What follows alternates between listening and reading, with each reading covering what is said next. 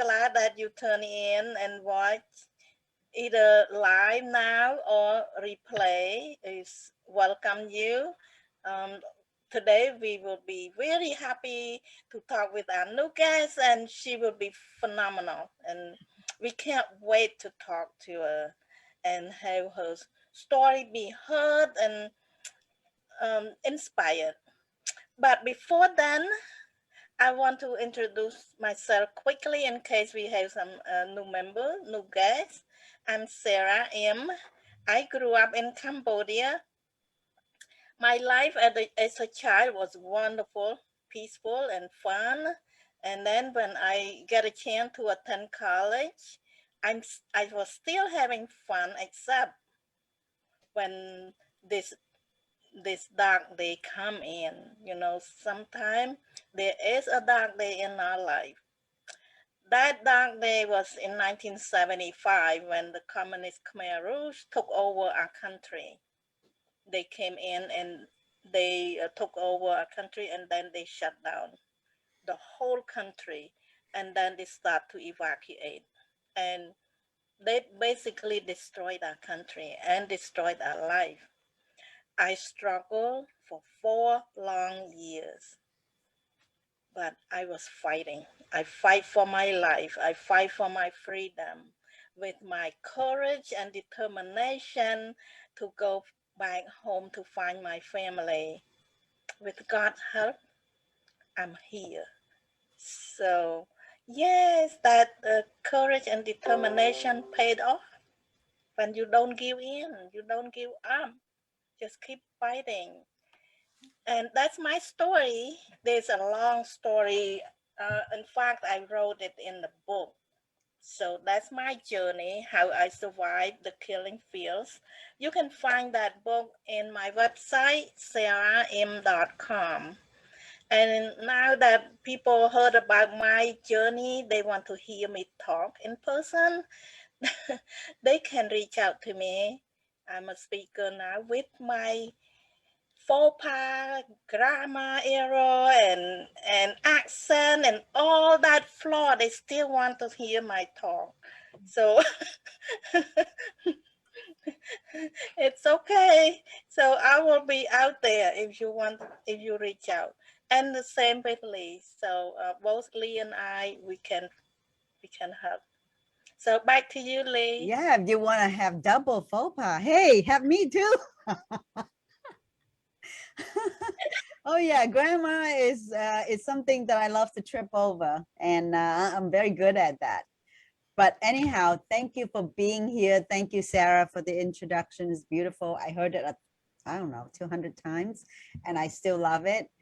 It's just because Sarah is just rock. She's the coolest person to be with every day. Now that we skip every other day, but but anyhow, my story is a little different than Sarah's, but the same context, sort of. She come out from the jungle and I come out from the sea. We all have second chance in life. I was a former refugee. I didn't cross the jungle to search for freedom. I swam the ocean. Yeah, right. I literally, with my family, was out in the ocean for days that we didn't know that if we're gonna sink. So we swam in a sense. I have been swimming ever since. So I do also have a book that is on my website, leatran.com. And I also told my story on the TEDx stage. So you can find me pretty much everywhere on the media. And I also talk a lot about courage. And I also talk about hope and determinations. And today we're just so happy to have Erin Tarr with us. If you don't have the courage, you look at Erin's face and you just cheer up and you have courage, because she is a person that is always upbeat and always like high energy and always smiling so big. And she is the biggest cheerleaders for teen and tween. And she's is one of the sister in my networking group called Fem City. And I just adore her. I mean, sitting in Zoom and just watching her energy is just very, very contagious. But if Sarah could read a little bit about Erin's, and then we're going to have Erin talk about what she's doing and how she brings courage and determination to her audience. Yes, I'm happy to introduce our audience to Erin Tarr. Erin Tarr is a confident coach for teen and tween girls and creator of the Fierce and Flourish Empowerment Program. As a keynote speaker, parenting consultant, and host of the Fierce and Flourish podcast, she is a thought leader in the youth conference space. Erin's 20 years career in education and personal development serving tween, teen, and mom led her to be named among Central Illinois Business Magazine's 40 under 40 and to be invited to speak at the what that's what she said stage, right? So I just so amazed how she accomplished this in such a short. It's like, you made a mistake, 20 years, she's barely 20 years. I know.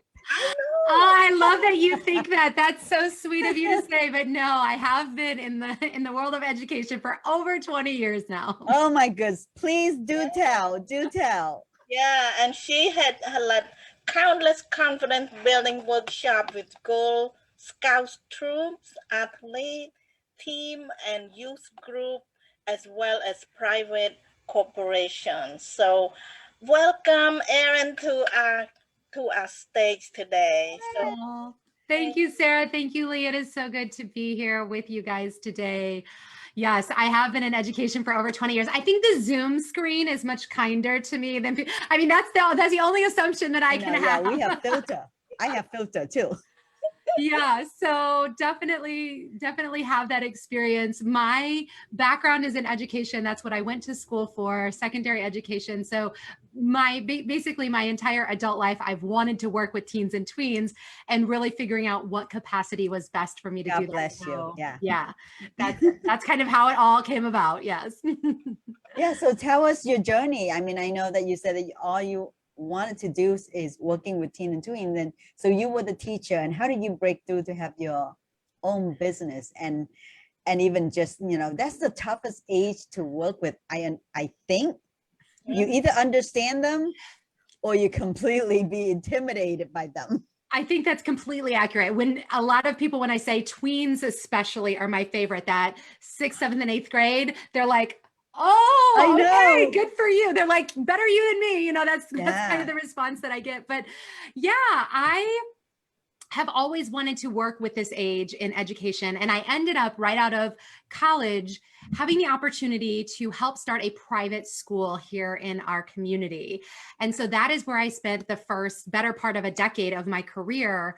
And during that time, I got to really be in on the front lines of seeing what girls were dealing with, what teachers were dealing with, what parents were dealing with, how those relationships worked over the course of time, because this school that I helped start also had a preschool attached. So I literally got to see kids from 6 weeks old all the way through 8th grade. And I got to watch them matriculate up and see how they interacted with their parents. What were the things they had to overcome at different stages? It was really like this microcosm of being able to have this front row seat of their development, you know, of all these children, because we of course get to see that for our own children, but to see it for such a wide range and just be so close to all of them was really huge for me. And so I started to see, here are the places, especially where girls need support and need encouragement.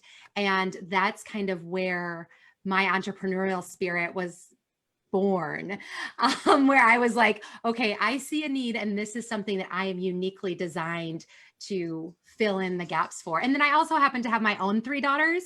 So yes, recognizing what I went through as a teen or tween, which is different than now, same and different, just like you guys talk about, you know, the experiences that you had growing up. There are many similarities to what young women experience today. And then there are also many things that are different, you know, the obstacles that are different. But giving them the tools is really what I wanted to do for my daughters to overcome whatever obstacles may come. So, that's, you know, beautiful. I think, you know, for many teenager girls, you can get on influence really quickly at that stage. I know my son was, 5th grade was the hardest because they start testing the water. They start to know what they want, what they don't want. And peer pressure is so big, and classroom bullying, it was starting at that age too. We see it younger and younger. Now it's that with social media, I'm so glad my son is 26. Like, I don't even know how to deal with it if I have a teenager or a tween. So how do you work with them? I do a lot of different things. My primary method is I have group coaching. So I want to surround them with a community of other girls in a positive environment. So really replicating for them, this is what it can look like to have positive female friendships where we build one another up, where we encourage one another, where we look out for one another. And so that's the community aspect. And then I also do coaching with them, which is either in the group setting or one-on-one, where we talk about what are the things going on in your life right now? Are you trying out for a show? Are you dealing with conflict with your parents? Do you have a frenemy situation? Tell me what's happening right now. And then let's talk our way through it. Let's coach through that. And then in addition to that, I have curriculum, which is my Fiercest framework. And that's all about developing the habits that they need to lay a strong foundation for success, no matter what they want to do. And I'm telling you, not one of the things in that Fiercest framework has anything to do with getting straight A's on a report card. Okay. I mean, social construct is sometimes more important than academic, because social actually influence a lot of the way that they are taking school seriously or not. 100%. 100%. Their self-confidence and self-worth, that is so important.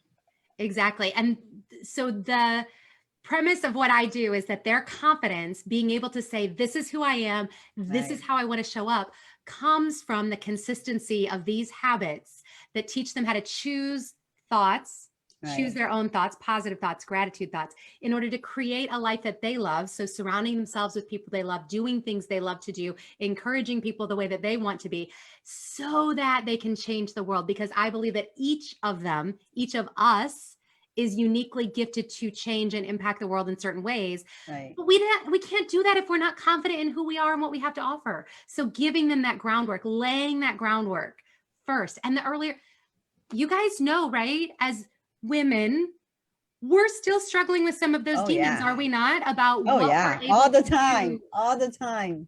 So let's give it to them early. Let's help them so they don't have to do a 180 when they're 35, 45, 55 years old. They can just make incremental changes because we've laid that foundation for them with the habits that they need from the start. For something like that, I think, you know, a lot of times school is great for curriculums, academic stuff, but I don't see a whole lot of basic practical life skills that offer in school. And what you describe is almost like you're forming a mini fem city. That is exactly the way that I look at it. That's exactly the way that I look at it. I'm like, how can I replicate that? Exactly. Right. I mean, I just love that women, we are very strongly supportive and nurturing environment to other women. And that's why, you know, Sarah have a large networking group of women, and I have many too, large networking group of women, because there's competitive somewhere. Yeah, there's some jealousy somewhere. But if you look closely, there's a lot more of the love, the nurturing, the people that are willing to say, what you need, I can help you. I'd love to help you. So in kids, we got to find a environment that have them expressing that. And it's just so great that you're doing that. Thank and you. I wish I had a daughter. I would send it to you right away. That would be amazing. Yes. It's so true because they're a part of so many great organizations, whether it's band or sports or the theater. It's wonderful. All of these things are wonderful. And the school system, I am truly like one of the biggest supporters of our school systems in the sense that I feel like given the constraints that we have, we're all doing the best that we can. Yeah. However, this is the only type of program that I know of where they know they're 100% safe. Yeah. That no one's going to gossip about them behind their back because it's just not allowed. No one's going to use sarcasm with them. No one's going to bully them. No one's going to make fun of them. No one's going to look down on them. From the get-go, it's made very clear, like all of that is off the table. This is just here to support and encourage and empower one another. And there's no sense of competition because even in band, which God bless band, that's probably like the best extracurricular. If I could have everyone in marching band at some point, I'd be like, yes, do that. But there's still competition for first chair. You know what I mean? There's still that little bit. And I'm like, we're not doing that here. We're all a team. We're all on the same team. We all want to see each other win and we all can win. So, yeah. So, so how did you do pre-COVID and during COVID with this group coaching here? Yeah. So prior to COVID, I was very much an event-based business. Everything I did, monthly events, weekly events. Girls signed up for the membership and they would come once a month or every week, depending on which membership they had. And then all of a sudden the world shut down and I was ending a membership cycle. And so I'm like, all right, we're hopping on Zoom. And I started just meeting with them constantly because we had no idea what was going on. And I'm like, I have to do everything I can to support these girls. So I was just literally, I was online every single day with either a group or an individual saying, what can I do? How can I support you? What do you need to talk about? Because their world was just being turned upside down. For our kids in our community, we left for spring break and then we never went back. So they didn't know their last day was their last day. They didn't know, you know, never again to see those teachers in that classroom or any of those things. Like it is hard. So crazy. I mean, when in contrast to what you guys went through in your childhood, it's not, but it is for them, right? It is. Oh yeah. I've got friends who have teenager girls or tween girls that so stress out because Zoom was hard, you know, school from home. And then now trying to get them back to the real school, and there's just so many things that they are stressed out, so much more, almost more than us at some point, because they never deal with anything like this, and their coping mechanism is not as strong as an it is adult not developed yet. It is not developed. It's true. Right. And our brains are still developing all the way up to the age of 25. And they know that the time between the ages of like 12 and 18 are the second highest period of rapid development. Oh, and the hormone is jumping up and down. Everything is crazy. And then we throw a global pandemic on top of that. And we're like, just figure it out, ladies. Wow, moms are also reeling and dealing, like trying to support them. Like, it's just a recipe for disaster. So I'm like, how can I be here for y'all? And what's great about it is that now I have clients from coast to coast and abroad as well, because before, if I was going to do international or national things, I was going to have to teach everybody how to use Zoom. I was going to, because that was very familiar to me. No, it's second nature. Exactly. As an entrepreneur, it was second nature to me, but it wasn't to them. And now it's second nature to everyone. They're like, oh yeah, we can do that. I did run into a few people zoomed out after a while. They're like, okay, I can't Zoom anymore. So I don't blame them. That's another opportunity for you to teach them how not to be Zoom out. Absolutely, exactly. And giving them permission to tap out once in a while and saying, I'm here for you, even if you don't log into the call. Like if you need to text me or if you need to email me or if you just need a break, you know, I check in with them. I text them every day, a little inspirational video or quote or question, because I'm like, I just want them to know they have someone in their corner. When you mentioned that I'm a cheerleader, like, absolutely. That's exactly how I want them to think of me. I would want to see you every day. Yes. Yay. Just your personality is perfect for this business. Yeah, you got to have that high energy to cater those audience. Now, my question for you is, so teen and tweens are your clients, but you don't deal with them because you have another layer to deal with. How do you convince the parents that, yes, your kids need to be taking what I'm offering so they can have a rounded person? I mean, it's like you have another layer of extra sponsor people to deal with. Exactly, because it's not just convincing Lee, like, hey, Lee, you should work with me. It's saying to Lee, like, you should have your kid work with me, which is, yes, it is another layer, and definitely something that has been a challenge over the course of 9 years, figuring out who am I talking to, the girl or the daughter or whatever, and how does it go? And so what I do actually is I just continue to put myself out there for parents, because parents are on Facebook. Parents are on Instagram. Some of my girls are on Instagram too, but a lot of my clients are not on social media at all. So I continue to put myself out there for the parents, and I'm like, let's call. If you're just hop on a call with me, I'm happy to listen to you about whatever's going on with your child, help, support, encourage as I can. And then if it feels like it might be a right fit and my programs might be good for them, then I hop on a call with the daughter. And I say, you can bribe her, or I'll bribe her. I will give her Starbucks. I have yet to meet a child who's not like, yeah, buy me a hot cocoa or buy me a pink drink at Starbucks.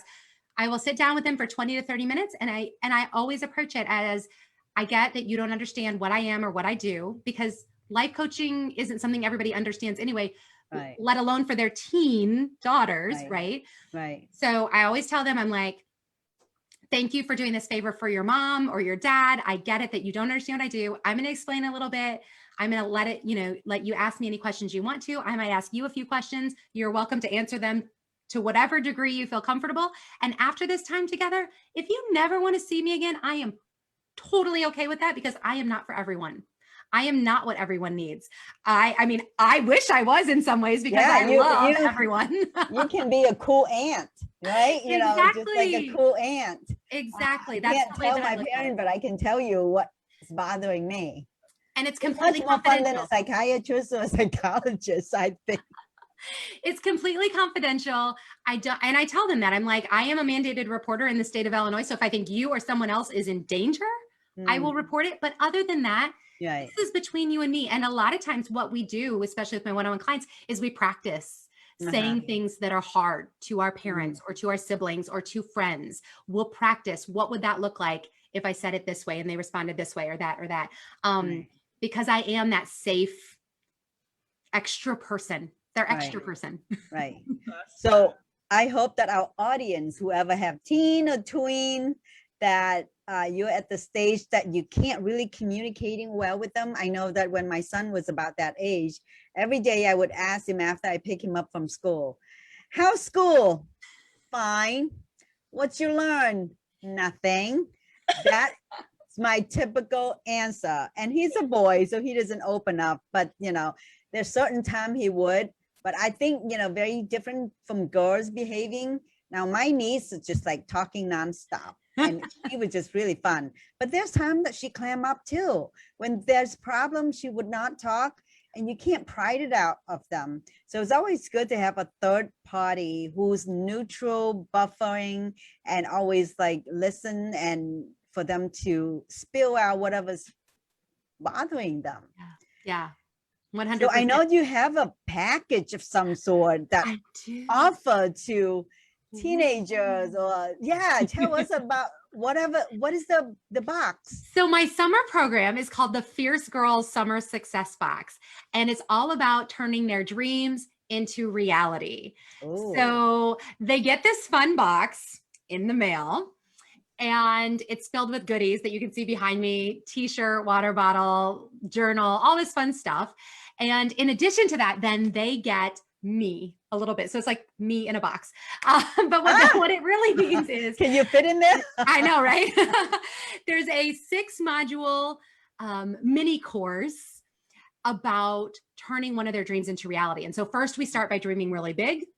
Then we start by, then we next go to dreaming about our summer. And then we finally come down on, okay, what's our one big thing? Like if this thing happened this summer, and you guys have them too, I'm sure. If this thing happened in the next 3 months, that would mean this summer was a success. That would mean I would look back on this summer with delight and enjoyment and feeling accomplished. So we figure out what that one big thing is for them. And then they have a one-on-one call with me. So we get to talk through that. And I get to talk through the SMART goal process, except I'm assuming you know about SMART goals, specific, measurable, but I don't like the R. I don't like realistic. I want radical goals. I want revolutionary goals. So I'm like, how can we push the envelope? You know what I mean? Because if you push the envelope and then you don't quite make it, you still are much further than if you'd set a realistic goal. So they have that one-on-one with me. Then they have 3 more modules that, I mean, and again, these are like super short. It's not like school. There's like a fun little worksheet that they get to do with it. It's like reflection time, all about making our map and our plan. How are we going to make that happen? What's that going to look like? And then they have another one-on-one with me to just kind of go over what that plan's going to look like. And I believe in their deep knowing. I believe in their sense of, I know what I want my goal to be, whether it's I want to make a new friend, or I want to learn how to simple stuff, not homework, right? This is fun stuff. If they want academics, I'm here to support them. But I'm guessing that most of them have heart dreams that they want to work on, that are going to fulfill them, that are going to make them happy, that are not going to be involved with staring at a screen all summer, that are not going to be, you know, those types of things, and finding ways to help them make that happen and to problem solve with them, because this is the language that I speak. And I think parents want this to happen for their kids, but parents are better busy, now than 25, right? Yeah. I mean, I have a couple moms that are like, can I do it along with her? And I'm like, please do. Because I also send them those texts every day for accountability, saying like, hey, you know, what's going on with your goal? And, you know, there's lots of back and forth. So they get me in that box with all the fun goodies. Oh, wow. And that's, that is what the summer is going to look like. And I'm so excited. I've committed to impacting 200 girls this summer through this program, because once they know, once they have these tools and know that this is what it takes to get one dream to become a reality. Is there age specific for that box, Erin?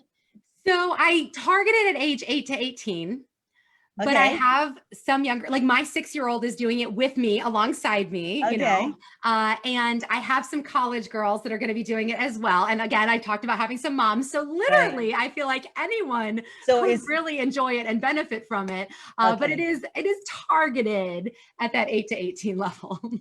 Well, they probably have, I mean, 8 and 18 have very different wants and needs. That's why it's so individualized, Right, but the box is pretty much catered to their language. I mean, it's generic enough that they can look at it and express themselves in a unique way. Absolutely. Everybody loves a nice water bottle and t-shirt. There you go. The way that I communicate is applicable to all of those age levels. So yeah, it works. So, I was just thinking about immediately after, you know, I didn't know why I didn't think of this, but we had interviewed somebody over into our program a little while ago. She's in charge of all the high school to help the community. So this it's in my community here. It's called Thrive Claremont. So I need to make that connection between you and her, because they have a pop-up summer for kids. Kids, I mean, like, you know, high school kids, and to help things in the community. They have pop-up summer camp, and they invite entrepreneur to come in and talk to these kids and sponsor them. So I think that would be a great connection for you. So I would try to make that introduction. But I am so glad that there's things out there that can support our teenager girls and boys. So you only specifically work with girls? I mean, don't feel like discriminating boys, but I know. It's funny because nowhere on the box, I don't think anywhere does it say girls. It says Fierce and Flourish. It says Summer Empowerment. So if they really like it, I guess boys could do it as well.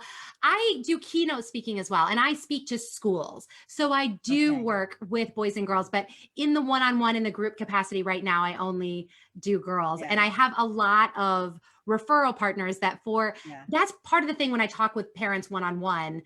and find out what's going on with their girl, I'm like, okay, who's in my network that I can refer them to? Because, you know, that's the best thing. I want to get the best thing for each kid. Sometimes, you know, it's good to help everybody, but you can't use the same lingo because boys have very, very different characteristic. And maybe they rather dribble balls out in the court and talk about the social instead of, you know, being pretty and talking about things. So it is very different. And it's probably better to target the audience that you can help rather than just serve everybody, and then you can't really serve anyone. Right. Maybe you recruit a partner, a male partner.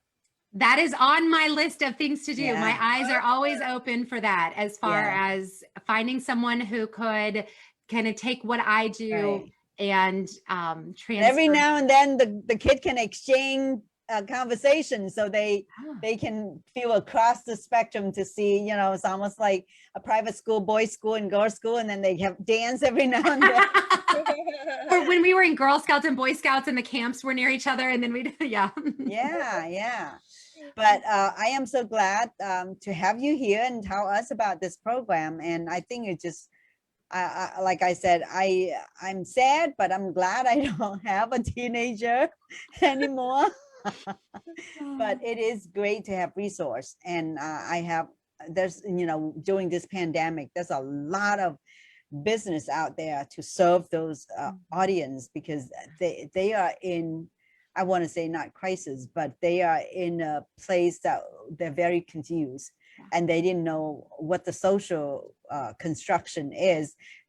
When you're schooling at home and then you go into school and everybody's wearing masks and you can't get close to each other, and you know, all the psychic is being psychology, it's being like all messed up. So it's good to have something, you know, and I'm pretty sure you, like you said, you have client talk across the nation, so you can find a way to reach them and talk to them through Zoom. Exactly. Mm-hmm. Any last word that you want to tell our audience about their teen and tween? Yeah, I mean, if I had one piece of advice for every parent, it would be to parent for the relationship that you want to have later. And Lee, I know you can relate to this, having an adult son. Things that seem uber important right now, that in retrospect will not seem important at all. So finding those ways to connect with our kiddos while they're teenagers, thinking, what is this going to look like in 10 years? You know what I mean? So they're 13 now and their socks on the floor seem like a really big deal. But when they're 23, maybe it doesn't feel like that big. I learned how to pick my battles, right? You got to pick your battles. And same thing with your husband too. I mean, your teen will grow up, but your husband probably won't. Yeah, so pick those battles even more carefully. I know, yeah. You love them the way they were, and they will be the same way, you know, so love them as a package and pick your battle. I always say, you know, I learned how to, I mean, my husband is a saint and I'm the devil one, but still there's a time he's not quite so much of a saint himself either, but you know, we all have our moments and we just have to pick our battles, and especially with the teens. Yeah, they will remember that, believe it or not, whatever that important to you right now, maybe 5-10 years later, there's like, remember that's what you did, you know, when I did that, and you know, you can feel bad. But anyhow, Erin, I want to honor your time and I want to honor our audience time. So I don't know if Sarah have any question for you. We are at the last legs, and no, she covered everything very well. So I'm so happy to hear about your wonderful program, and I hope that a lot of people learn about this and refer their friend and whoever that can use the service. It's a wonderful service. Yeah. So your box, Erin, what is the price, or how did they order? And, you know, feel free to tell us a little bit about that. Yeah, it is $175 But for anyone that hears it through this, I have a $25 coupon. So I will put that in the comments later if they're interested. And it's just on my website, erintarr.com/enroll. And that is how you get it. It's pretty Okay, easy. so it's a 6 weeks program too, or It's 3 months. So it's six, so 3 there's 6 months? modules. Wow, the But whole summer. yeah, they get me Wow. all summer. So, and there's other stuff too. You know, the parents get a private Yeah. Facebook group where I'm coaching them, and there's, you know, there's Oh, you're other gonna be fun stuff busy. too. Yeah, And you're gonna have a busy summer. definitely. So, That's what I'm excited about. so it's not just the box alone. It's the service behind it. Exactly. The box is just to get them excited so they can drink a little water and get some cool t-shirt to wear. Exactly. And- That's the motivator. And then the rest is like, okay, Yeah. now let's do the good stuff. Let's dig into Yeah. the fun stuff. Yeah.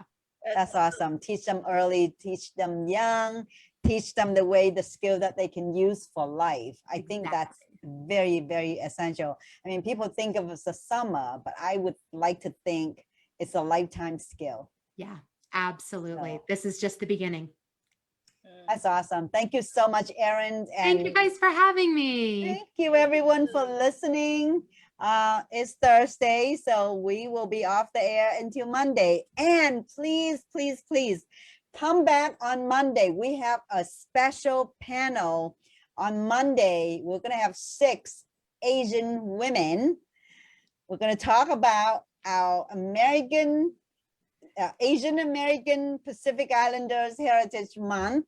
We're going to share some of our background. We're going to talk of some, up-to-date current issues. And it's going to be an hour long. It's not going to be 30 minutes. So please check in. And we're going to post the announcement as soon as we done with this. And we hope to see everyone that are going to chime in. And if you, should we take live questions, Sarah? I don't even think we have time. Maybe Yeah. not, huh? But if you want to send in question ahead of time, we have a moderator who's not Asian. But Asian she's, American. All the panelists are Asian. So Asian American. So, yeah, we are Americans. Yeah, we are American, but we're gonna feature our heritage to honor this month because it is a special month. We're not special, but the month is special. We want to honor everybody in the community. But so see everyone on Monday. And thanks again, Erin. Have a great evening. Yes, thank you guys. Have a wonderful night. thanks, Bye. Amy. Nice to meet you.